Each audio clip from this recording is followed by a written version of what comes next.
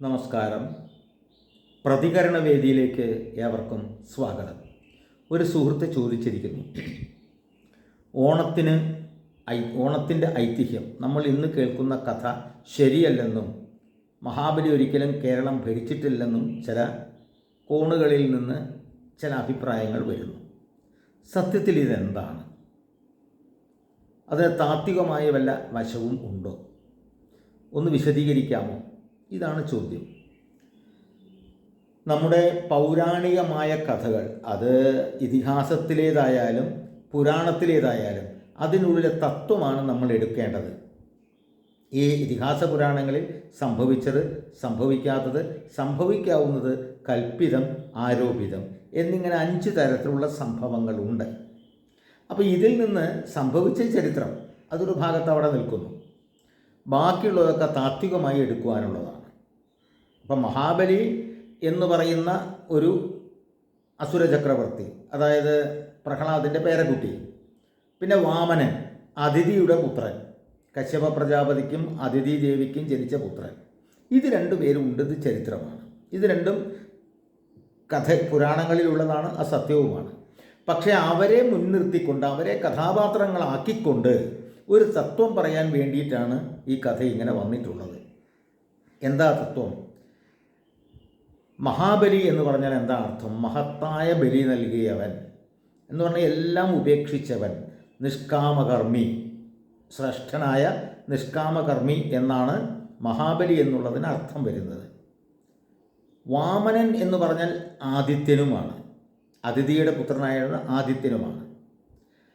അപ്പോൾ ഇവിടെ കഥയിൽ പറയുന്ന 3 അടി മണ്ണ് ചോദിച്ചു. അപ്പോൾ വാമനൻ വളർന്നു വലുതായി. ആരാ വളർന്നു വലുതായത്? വാമനൻ ആരാണ്? ആദിത്യനാണ്.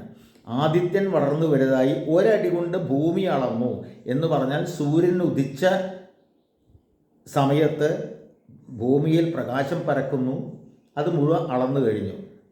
അവിടെ നിന്ന് നമ്മുടെ കണ്ണിൽ തട്ടി പ്രകാശം നമുക്ക് ആകാശവും കാണാൻ കഴിയുന്നു. അപ്പോൾ 1 അടി കൊണ്ട് ഭൂമിയെ, 2ാമത്തെ അടി കൊണ്ട് ആകാശവും വളർന്നു എന്നുള്ളത് അങ്ങനെ തീരുമാനിക്കാം. പിന്നെ പ്രകാശം എവിടെയാണ് വേണ്ടത്? യോഗിയുടെ ചിന്തയിലാണ് വേണ്ടത്, ജ്ഞാനപ്രകാശമാണ് വേണ്ടത്. അതിൻ്റെ പ്രതീകമായിട്ടാണ് വാമനൻ മഹാബലിയുടെ ശിരസിൽ കാൽ വയ്ക്കുന്നതായിട്ട് കാണിക്കുന്നത്. അങ്ങനെ കാൽ വെച്ചു പാതാളത്തിലേക്ക് തള്ളിവിട്ടു എന്നാണ്. പാതാളം എന്ന് പറഞ്ഞാൽ എന്ന് പറഞ്ഞ ലക്ഷ്മി ദേവി എന്നർത്ഥം. പാതാളം ലക്ഷ്മി ദേവിയുടെ ഇരിപ്പിടം. പിന്നെ മാത്രമല്ല, കഥയിൽ പറയുന്നു കാവലായിട്ട് മഹാവിഷ്ണു ഉണ്ട് അവിടെ എന്ന് പറയുന്നു. അപ്പം മഹാവിഷ്ണു കാവലായിട്ടിരിക്കുന്നതും ലക്ഷ്മി ദേവിയുടെ ആസ്ഥാനവുമായിട്ടുള്ള സ്ഥലം ഏതാ? വൈകുണ്ഠം. എന്ന് വെച്ചാൽ സാലോക്യത്തിലേക്ക് പറഞ്ഞു വിട്ടു. മോക്ഷത്തിന് 4 അവസ്ഥകളാണുള്ളത്. സാലോക്യം, അതായത് വിഷ്ണു ലോകത്തെത്തുക; സാമീപ്യം, വിഷ്ണുവിൻ്റെ അടുത്തെത്തുക; സാരൂപ്യം, വിഷ്ണുവിനെ പോലെ ആവുക; സായുജ്യം, വിഷ്ണുവിൽ ലയിക്കുക. ഇങ്ങനെയാണ്. അപ്പം ഇതിൽ ആദ്യത്തെ പടിയായ സാലോക്യത്തിലെത്തി. സാരോഗ്യത്തിലെത്തിയ ആത്മാക്കളൊക്കെ ചില ഈശ്വര നിർദ്ദേശപ്രകാരം ചില അവതാരങ്ങളായിട്ട് അല്ലെങ്കിൽ ഈശ്വര വിഭൂതികളായിട്ട് ഭൂമിയിൽ വന്നു ചേരും പല രൂപത്തിൽ. അങ്ങനെ വന്നു ചേർന്നവരാണ് ശങ്കരാചാര്യർ മുതലായിട്ടുള്ള യോഗീശ്വരന്മാർ. അവരവരുടെ കർമ്മം കഴിഞ്ഞ് തിരിച്ചു പോവുകയും ചെയ്യും. ഇത് ഇടയ്ക്കിടയ്ക്കുണ്ട്.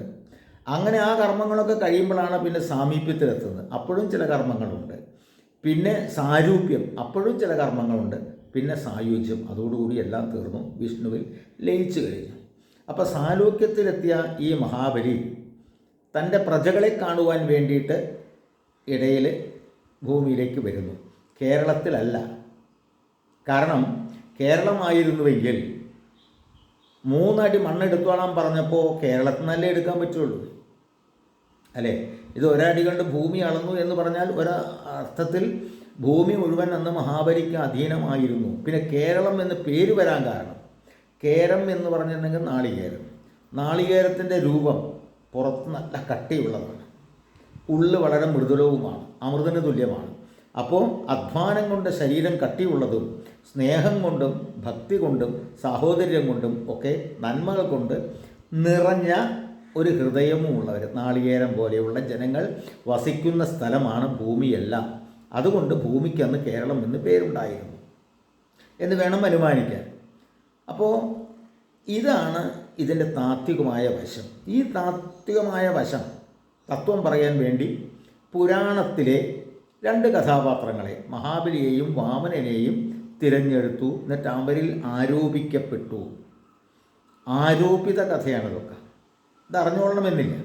ഈ ആരോപിത കഥ എന്ന് പറയുന്ന സമയത്ത് നമുക്കൊരു സംഭവം പറയണമെങ്കിൽ രണ്ട് കഥാപാത്രങ്ങൾ വേണമല്ലോ. ഇപ്പം നമ്മളും ആരോപിത കഥകൾ പറയാറുണ്ട്. എന്തെങ്കിലും ഒന്ന് പറയുന്ന പണ്ടൊരാൾ ഇങ്ങനെ പറഞ്ഞു എന്ന് പറഞ്ഞിട്ട് ഒരാളെ നമ്മൾ പറയാനുള്ള കാര്യം ഈ ആളിലൂടെ അവതരിപ്പിക്കുക, അല്ലേ? അങ്ങനെ നമ്മുടെ പ്രധാനപ്പെട്ട എല്ലാവരിലും ഓരോ കഥകളുണ്ട്. ഇപ്പം കുഞ്ചൻ നമ്പ്യാരിലും എഴുത്തച്ഛനിലും ആരോപിച്ചുകൊണ്ട് നമ്മുടെ കുഞ്ഞുണ്ണി മാഷ് ഒരു ഫലിതം എഴുതിയിട്ടുണ്ട്. അതായത് അവരൊരിക്കലും കണ്ടുമുട്ടില്ല, രണ്ട് കാലഘട്ടത്തിലാണ്. പക്ഷെ അവർ തമ്മിൽ കണ്ടുമുട്ടിയിരുന്നെങ്കിൽ ഒരു ഭാവനയാണ്.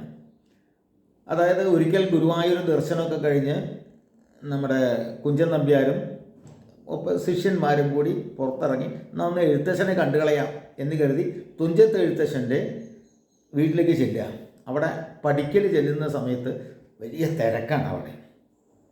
എഴുത്തച്ഛൻ അച്ഛന് ശ്രദ്ധിക്കുന്നുമില്ല ഇങ്ങനെ വന്ന് നിൽക്കുന്നത്.